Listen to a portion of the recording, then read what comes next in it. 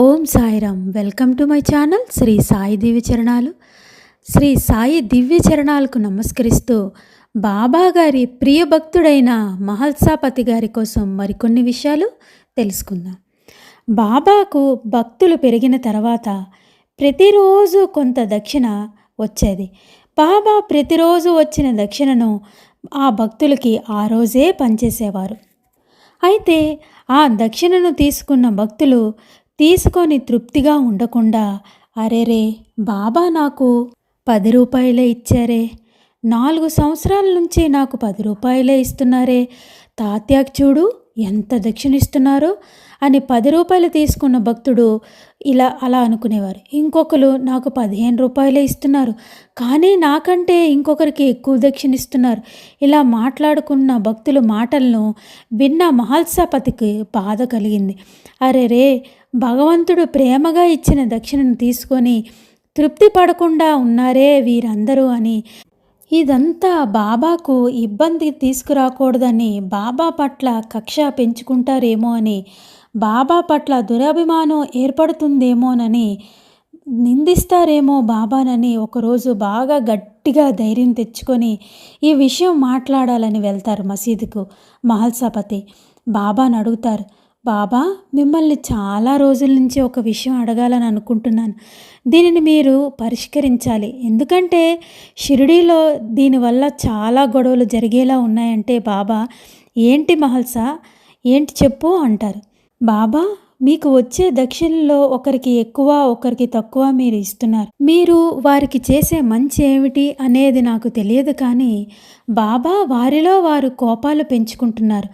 దానితో ఒకరితో ఒకరికి శత్రువులుగా మారే అవకాశం ఉంది. మీ బిడ్డలందరూ కలిసిమెలిసి మీ అనురాగాల లోగిలిలో ఉండాలి తప్ప ఇలా ఉండడం మంచిది కాదు బాబా. మీరు ఒక పని చేయండి, రేపటి నుంచి మీకు వచ్చే దక్షిణను అందరికీ సమానంగా పంచేయండి అంటే బాబా చిన్న నవ్వు నవ్వి, అరే భగత్, నీకు తెలియదు, వచ్చే దక్షిణ అల్లా ఇష్టం మీదనే వస్తుంది, ఇచ్చేది కూడా అల్లా ఎవరికి ఎంత ఇవ్వమంటే అంతే ఇస్తున్నాను. ఇక్కడ ఒకరికి ఎక్కువ ఒకరికి తక్కువ కాదు, వారి వారి కర్మలను సారం, వారు మూట కట్టుకున్న పుణ్యం అనే మూట పరిమాణం సారం ఇస్తున్నాను. ఒక పని చేయి మహల్సా, నీకు కూడా దక్షిణ మీద మక్కువ వచ్చిందనుకుంటా, నీకు కూడా కొంత డబ్బు ఇస్తాను, నువ్వు కూడా డబ్బు కూడబెట్టుకొని శ్రీమంతుడివి అవ్వు అంటే, మహల్సా నువ్వు కూడా దక్షిణ కోసం మాట్లాడుతున్నావు కదా అంటే అనగానే మహల్సా 2 అడుగులు వెనక్కి వేసి తన పాదాల కింద భూమి కంపించిందా అన్నట్లుగా తూగిపోతాడు. బాబా ఎప్పుడు కూడా ఈ మాట అనకు బాబా, నేను చూస్తున్నాను మీ దగ్గరికి వచ్చిన ధనవంతులు అందరూ కూడా అశాంతితో బ్రతుకుతున్నారు.